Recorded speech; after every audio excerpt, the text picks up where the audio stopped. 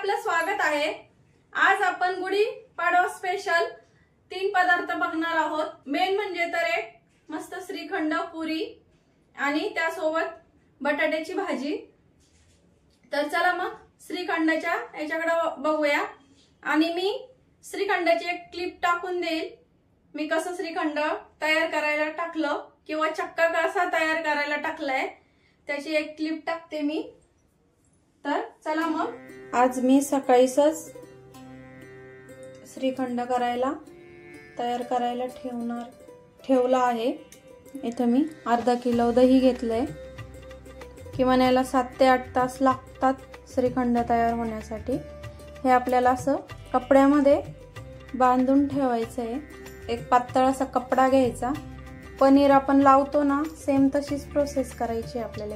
पनीर करतो तसंच यातलं पूर्ण पाणी काढून घ्यायचंय आणि दही आपल्याला आंबट घ्यायचं नाहीये। इथं 7 ते 8 तास असंच यातलं पाणी बरोबर अशी चाळणी घ्यायची आहे। पूर्णची चाळणी असली तरी चालते। तुमच्याकडं पनीरचं जे तयार करायचं जे भांडं असतं होलचं ते घेतलं तरी चालेल।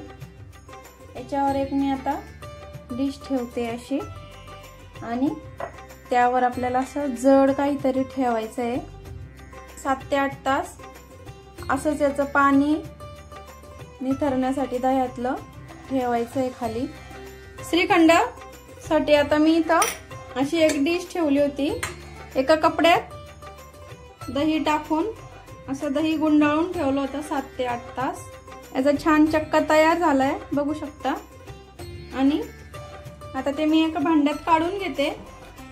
जवळपास ते 1 वाटी झालं असणार आहे। त्यासाठी मी 1 वाटी पिठी साखर घेतली आहे इथं आणि वेलची पूड घेतली आहे। आपल्याला श्रीखंडाला खूप जास्त साहित्य लागत नाही। आता मी चक्का एका भांड्यात काढून घेते। बघू शकता इथं मस्त असा घट्टसर असा चक्का तयार झालाय। एक वाटी चक्का तयार झालाय हीच वाटी आणि आपल्याला इथं हीच 1 वाटी पूर्ण किती साखर लागते मी सांगते तुम्हाला शेवटी। त्याच वाटीने घ्यायचंय आणि साखर अशी पूर्ण चक्क्यामध्ये छान फेटून घ्यायची। एकदम पूर्ण मिक्स करायची आहे। एकदम अशी स्मूथ पेस्ट किंवा स्मूथ असं तयार झाले पाहिजे आपला चक्का असा। 10 ते 12 मिनिटं लागतात आपल्याला चक्का पूर्ण रेडी होईपर्यंत। तुम्ही दही किती आंबट घेताय चक्का तयार करायला त्याप्रमाणे साखर लागते। आता मी 1 वाटी साखर घेतली होती। अर्धी वाटी आणि थोडी जास्त साखर लागली आहे आणि ही साखर मी आता घेणार नाहीये। बस झाली एवढीच। चक्का थोडासा रेडी झाला का तुम्ही चाखून बघू शकता पूर्ण मिक्स झाल्यावर। आणि स्टार्टिंगलाच आपल्याला इथं वेलची पूड पण टाकून घ्यायची आहे। त्यामुळे छान मिक्स होते सगळ्या याच्यामध्ये तिन्ही साहित्य। आता मी हे 10 ते 12 मिनिटं असं छान मिक्स करून घेते एकदम स्मूथ। 10 ते 12 मिनिटं झाले। आता बघू शकता असं स्मूथ तयार झालंय एकदम। तुम्ही हे पूर्णाच्या चाळणीतनं पण काढू शकता। पूर्णाचे आपण पुरण जे बारीक करतो ती चाळणी असते ना त्यातनं पण आपण जास्त असलं क्वांटिटी मध्ये श्रीखंड तर आपण त्यातनं करू शकतो। पण कमी क्वांटिटीचं असं फेटून घेतलं तरी खूप छान होतं। आता मी हे फ्रीज मध्ये थंड व्हायला ठेवणार आहे। जवळपास अर्ध्या किलो दह्यामध्ये पाव किलो श्रीखंड तयार होतं। बघू शकता किती सुंदर पांढरा शुभ्र कलर आलाय आणि साखर पाव वाटीच लागली आहे तेवढीच टाका। तुमचं दही किती आंबट आहे त्यावर डिपेंड असतं ऍक्च्युली सगळं। हे दही मी आंबट घेतलेलं नव्हतं एकदम फ्रेश दही घेतलं होतं।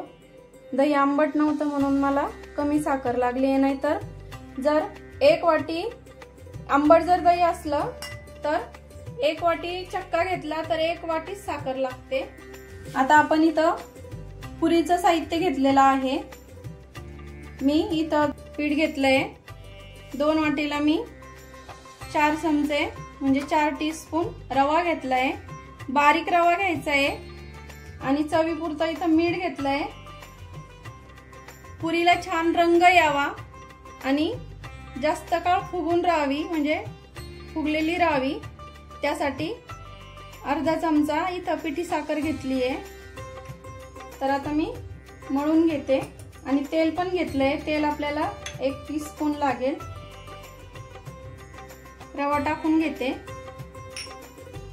चवीपुरतं मीठ, पिठी साखर आणि 2 टेबल स्पून आपल्याला इथं तेल टाकून घ्यायचंय। आता हे मी थोडं थोडं पाणी टाकून आधी आपल्याला हे असंच तेल, रवा, साखर, मीठ असं छान मिक्स करून घ्यायचंय।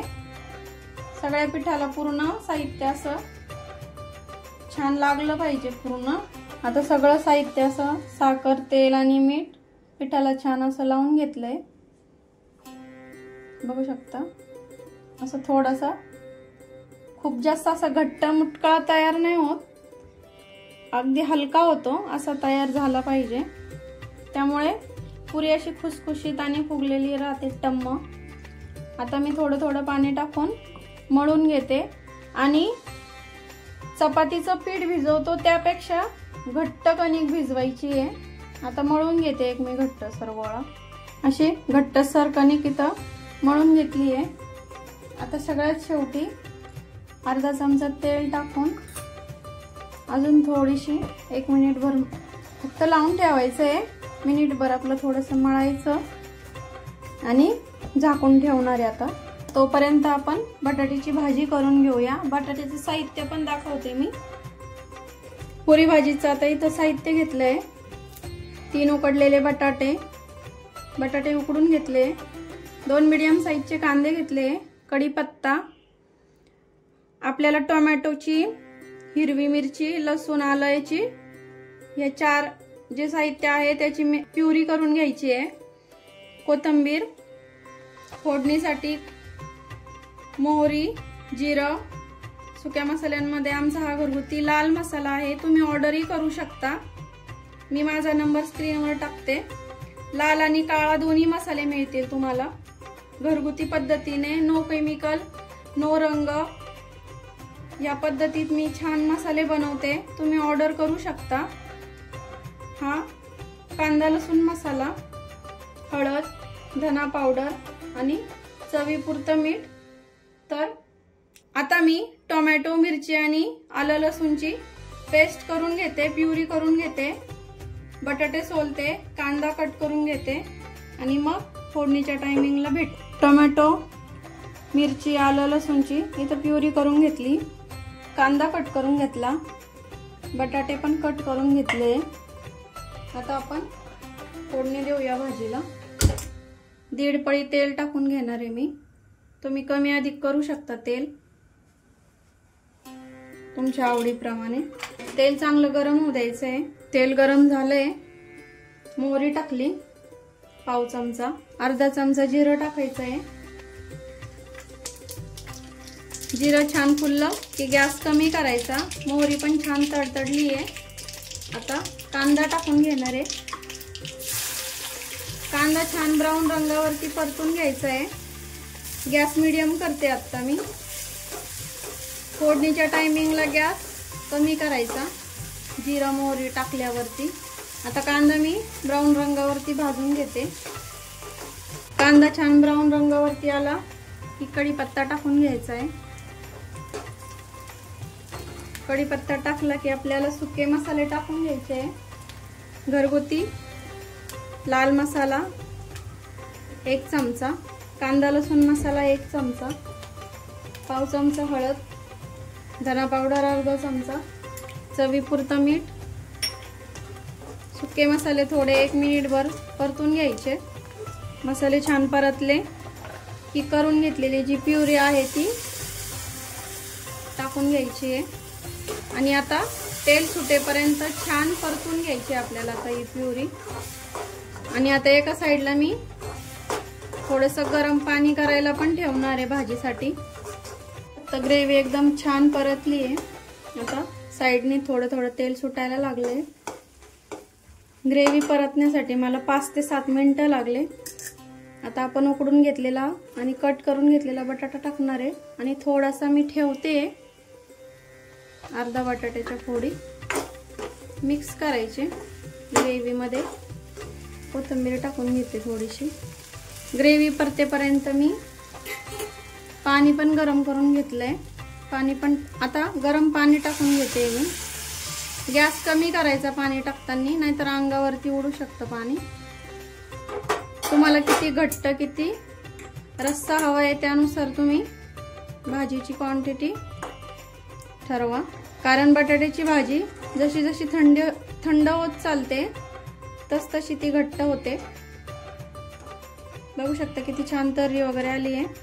आणि हा जो ठेवलेला बटाटा आहे हा मी आता हाताने असं थोडासा कुस्करून घेते, त्याने भाजी अशी एकदम थिक तयार होते। शेंगदाण्याचा कूट वगैरे टाकून घ्यायची काही गरज पडत नाही। कुस्करलेला बटाटा पण टाकून घेते मी आता। आणि आपल्याला ही 10 मिनिटं उकळून घ्यायची आहे भाजी, झाकण न ठेवता। खूप छान तयार होते। तुम्ही भाजी नक्की ट्राय करा। शेंगदाणे वगैरे टाकायची काही गरज नाहीये, अगदी आपण बाहेर खातो त्यापेक्षा पण छान लागते ही भाजी। या प्रकारे अगदी सोपी आहे, एकदम सोपी आहे। वाटण वगैरे काही करायची गरज नाहीये। टोमॅटोची प्युरी नाही केली तरी चालते, एकदम असा बारीक कट करायचा टोमॅटो आणि त्याची जरी ग्रेव्ही तयार केली तरी चालते। पण प्युरीमुळे ग्रेव्ही पटकन तयार होते, झटपट तयार होते, म्हणून प्युरी केली तरी चालते। आता आपण पुऱ्या करून घेऊया। भाजी होईपर्यंत आपली पुरीचं पीठ पण छान भिजलंय, मऊ झालंय मस्त। आता थोडंसं तेल टाकून मी अजून मळून घेणार आहे। असं मऊ मळून घेतलंय। आता थोडंसं तेलाचा हात घ्यायचा, 2 बोटं, आणि असे छोटे छोटे गोळे तयार करायचे। तुम्हाला पुरी किती साईजची हवी आहे त्यानुसार तुम्ही छोटे छोटे गोळे करून घ्या। आता पुरी लाटून घेणार आहे। थोडंसं तेल घ्यायचं, तुम्ही पीठ लावूनही करू शकता, पण पिठाने ना खूप तेल खराब होतं, काळं पडतं ते लवकर, म्हणून अशा तेलावर पुऱ्या लाटून घ्यायच्या। आणि खूप असे जाड किंवा खूप पातळ ठेवली नाहीये मी, मीडियम मध्ये ठेवायची, म्हणजे पुरी छान टम्म फुगते आणि बराच वेळ तशीच राहते। आता मी सगळ्या पुऱ्या अशाच लाटून घेते। याचप्रमाणे मी आता सर्व पुऱ्या लाटून घेतले। तेल गरम करायला ठेवलं होतं पुऱ्या लाटायला घेतल्या तोपर्यंत। बघूया झालंय का गरम। तेल गरम झालंय, पुरी सोडून घेऊ।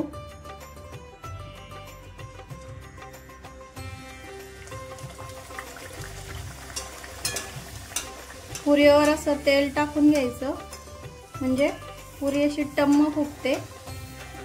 तळणीचे पदार्थ जास्त उलट पलट करायचे नाही, नाहीतर ते तेलकट होतात। दोन्ही साइडनी पुरी आता छान तळून घेते मी। बघू शकता किती टम्म फुगली आणि रंग वर किती सुरेख आलाय, हे बघू शकता किती छान झाली। आता सर्व पुऱ्या मी अशाच तळून घेते आणि आपली तोपर्यंत इकडे पुरी भाजीची ही भाजी पण तयार झाली आहे। बघू शकता रंग किती सुंदर आलाय। पाडव्यानिमित्त आपले 3 पदार्थ इथं रेडी आहे। मस्त पांढरं शुभ्र असं श्रीखंड घरगुती पद्धतीचं, मस्त हलवाई स्टाईल अशी पुरी भाजीची भाजी बटाट्याची। तुम्ही बघू शकता रंग वगैरे किती सुरेख आलाय। घरगुती मसाला वापरून, फक्त मी जास्त घरगुती मसाला वापरलाय, कांदा लसूण मसाला अगदी कमी प्रमाणात वापरलाय, तरी पण रंग बघा किती सुंदर आहे। आणि बघू शकता किती टम्म फुगली आहे। अशा टम्म फुगलेल्या मस्त गुबगुबीत अशा पुऱ्या। तर माझी रेसिपी तुम्हाला कशी वाटली, 3 प्रकारच्या गुढीपाडव्या स्पेशल, तुम्ही कमेंट करून नक्की सांगा आणि रेसिपी नक्की ट्राय करा। रेसिपी कशी वाटली हे कमेंट मध्ये नक्की सांगा। रेसिपी आवडली असेल तर लाईक शेअर सबस्क्राईब करायला विसरू नका आणि रेसिपी नक्की ट्राय करा, कारण घरचं जेवण हे खरंच स्वादिष्ट असतं। आणि अशाच नवीन छान छान चमचमीत झणझणीत रेसिपींसोबत पुन्हा भेटूया। तोपर्यंत बाय बाय।